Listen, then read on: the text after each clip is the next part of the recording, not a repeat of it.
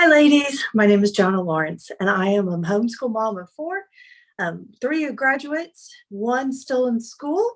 And today I'm going to talk to you about missions. And so, how do you add missions into your daily homeschool life? What does it look like outside of reading a missionary biography? And why is reading missionary biographies important to you in your homeschool life? And so, first off, the first way is to add in the missionary stories. Having missionary stories and missionary biographies in your everyday life adds missions into your life for your kids. And it brings being a missionary and what missions is to life for your kids.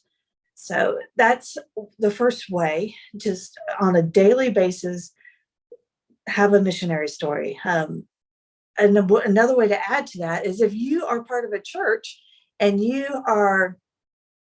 they have missions that they support that you might know the names or whatever, sign up for their newsletter. Add those into what you're reading on a regular basis to your children.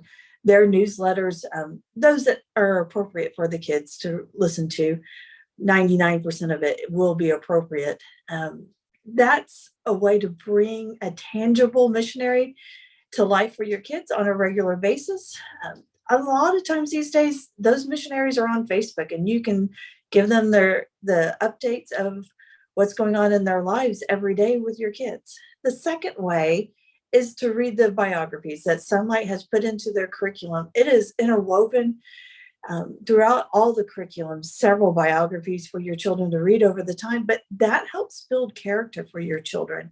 When you're reading the biographies, you're getting to see them live their life, and in stressful moments, how they leaned on God, how they turned to prayer, and how they built their faith on a regular basis. And that helps when your children are challenged with something. You might be able to tell them about, now's our time to pray like Corey ten Boom, or let's have faith like Ada Scudder, and she was going to get money for her hospitals in India.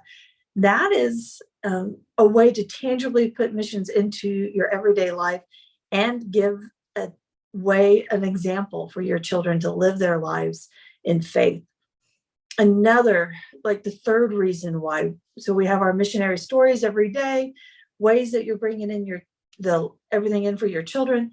Well, what about taking those missionary stories? And Sonlight has, again, they provided the format for you. So when you're reading, let's say Corey ten Boom, and she lived in the Netherlands during the Holocaust, look up about the Netherlands, enrich her story by adding in what was going on politically, what was going on in that time. What did it mean to be Jewish during that time? What did it mean to stand up for the Jews? And that's what Corey was doing. She was doing it for God. She was loving them, and as God asked her to do. So what did that mean? But look into the circumstances around her life that added to that. And that is, you're enriching their education, as well as you're giving a whole big context for those missionaries for your children. The fourth reason, fourth way to put in missions into your children's life would be to have them be involved. And this is hard when you have little kids, but maybe you have a missionary that you guys support as a family, that they give and save up all year and have a special offering to that missionary, meaning like they save some of their pennies and dimes, and then at the end of the year they can donate it to those missionaries. And those are huge gifts sometimes, depending on where those missionaries are serving around the world. The exchange rate, $10 from your child might be $100 of value to those missionaries, and could buy their groceries for them. You don't know how God's going to use those pennies and dimes, but if nothing else, he's going to use it by implanting it on your child's heart, on serving those missionaries. And that's, our missionaries in the world are what we call the feet of the church. Everybody has a role to play in a church. Not everyone can be the feet. Not everyone can be the hands.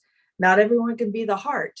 But one way that we can help them is being the arch supports for those feet. And that is by praying for our missionaries, and that is giving to our missionaries and supporting them in the ways that they need us most. So teaching our kids to be the arch supports help them understand what it means to also be the feet. When you're supporting somebody, you understand what it means.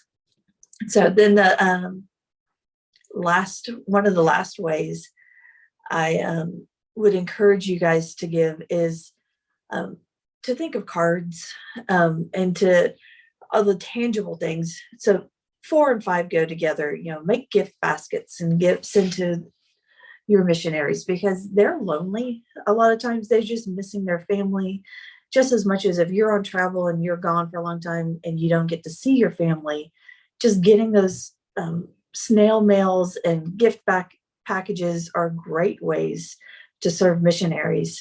And if your church is not involved in missions and you don't have a tangible missionary, there are so many ways that you can find one.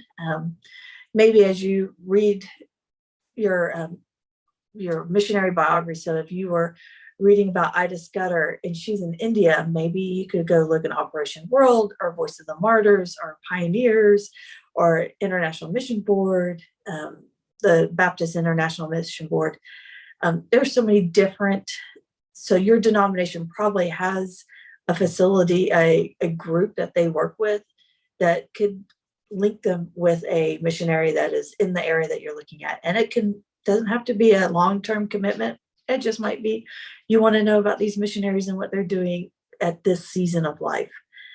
One of the other things that we did as our kids were little was we lived in an area where we had several universities, and they had international students that would come in. And oftentimes international students may live here for a couple of years and never see the inside of a home.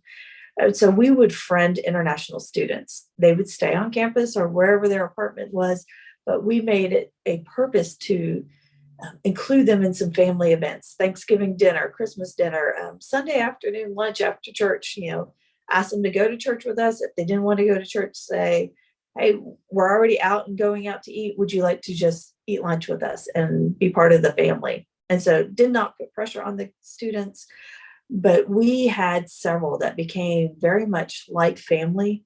And to this day, even though one of them, lives in Japan, she's married, she has a couple of kids, we still converse, to do a checkup on how they're doing. And we have dishes that we worked and cooked with our families and our students that my kids still in their 20s, they refer to it as so-and-so's dish, because that was the dish that we made with that child. And it's made an impact on my children to be mindful of just knowing that how they felt outside of it, and making missions be part of your everyday life.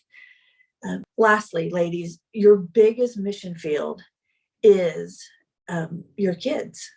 Your kids are what God has put on your heart and your role in life right now to be serving and taking care of. And you're to train them up as where they're to go, you and your husband. So don't worry that you're not doing enough. You are exactly enough for your kids. But don't worry about, you should be doing more, is more of what I want to say, because you doing exactly what you need to for your kids is exactly what you should be doing. And don't worry about all the other things.